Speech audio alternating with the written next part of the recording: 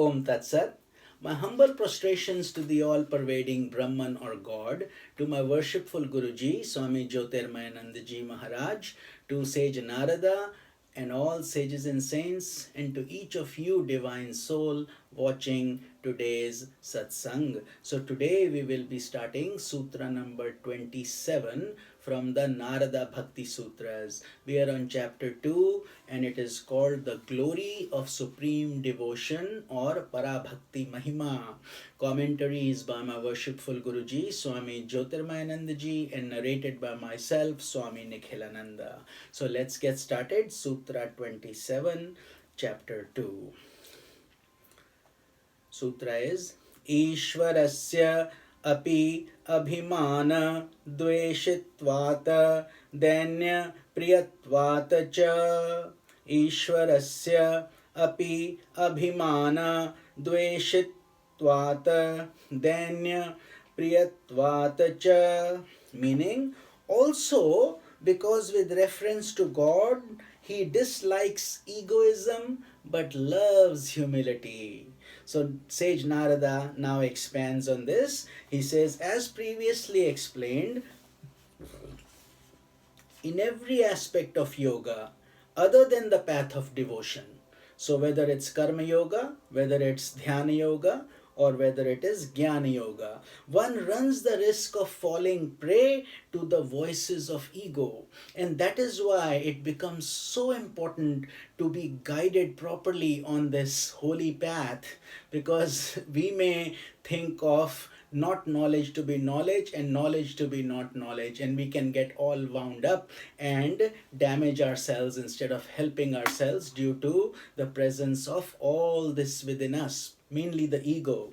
So with devotion, however, humility, self-effacement and surrender to God constitute the basic constituents of sadhana or discipline, and therefore they check ego from asserting itself.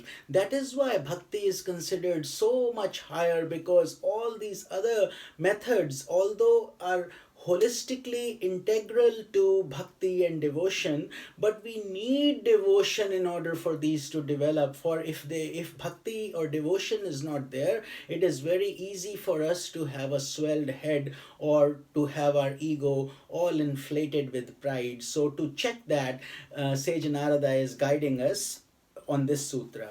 He says the devotee's aspiration to reach the ideal of sainthood is beautifully expressed in the following poem by Sri Chaitanya Mahaprabhu, who was a deep devotee of Lord Krishna. So he was also a sannyasi, a Swami, and then he had a lot of jnana, but then he got pulled into devotion in a very deep way. So he coined this shloka. He says, Trinadapi sunichena tarorapi sahishnuna amaninana manadena Kirtanya Sadahari, meaning being humbler than a blade of grass, more enduring than a tree, giving honor to those who lack honor, the devotee continues to be immersed in singing the glories of God. So there is no trace of ego, humbler than a blade of grass,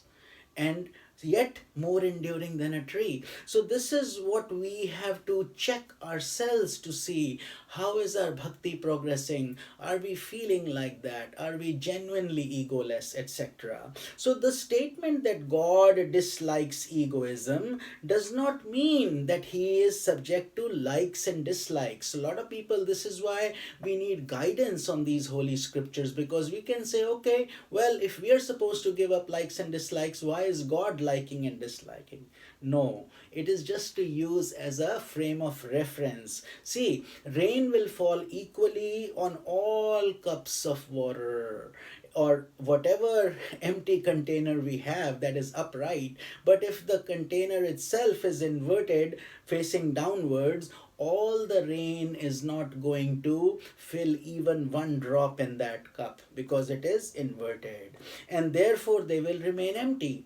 In the same way, the divinity showers abundance grace on all, But only devotees' hearts are filled while the hearts of others remain empty. Why are they empty? Because they were too preoccupied with worldly desires, with egoistic aspects, or with things that are transient and fleeting. So, although the sun shines equally on all stones, the diamond shines forth in bright way, it's brightest. In the same way, the divinity is impartial to all, but only the pure mind of a devotee receives an abundance of divine luminosity. Just as fire warms only those who approach it, so too the divine self warms a devotee with bliss and peace while apparently leaving others in the world of misery. So we will study Bhagavad Gita shloka also as a reference here, so you can see where God is directly stating this also, in addition to Sage Narada's statement. This is for those who follow Bhagavad Gita carefully. This is chapter number 9, shloka number 29. So let's narrate that. It says, Samoham sarva bhuteshu na me dvesho asti na priyaha ye bhajanti tu mam bhaktya mai te teshu chapyaham. So what does this mean? Lord Krishna, he is saying in the Gita that I am impartial to all living beings because he is the ultimate, he is the creator. When it says Krishna, that means the universal energy we call Brahman or God. So there is none hateful or dear to me, because that's an energy. It is impartial, but it comes to us in whatever aspects, whatever container we are ready to absorb that energy.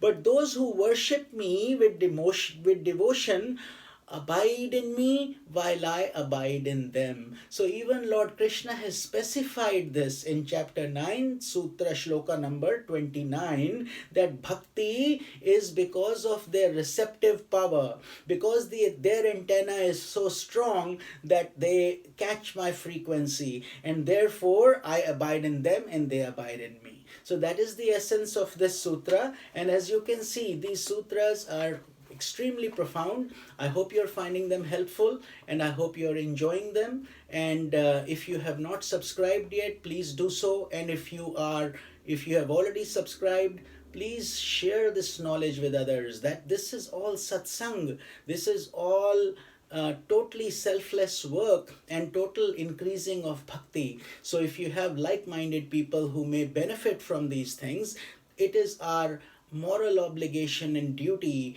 to spread this wisdom that our sages and saints have so lovingly shared and sacrificed so much. There is nothing personal.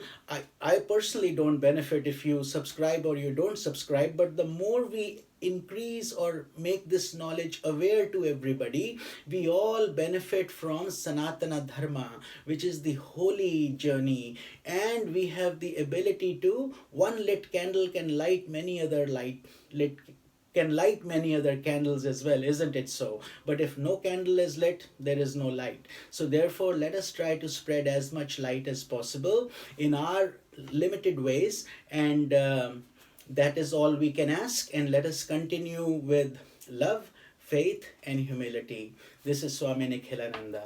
Om Tat Sat.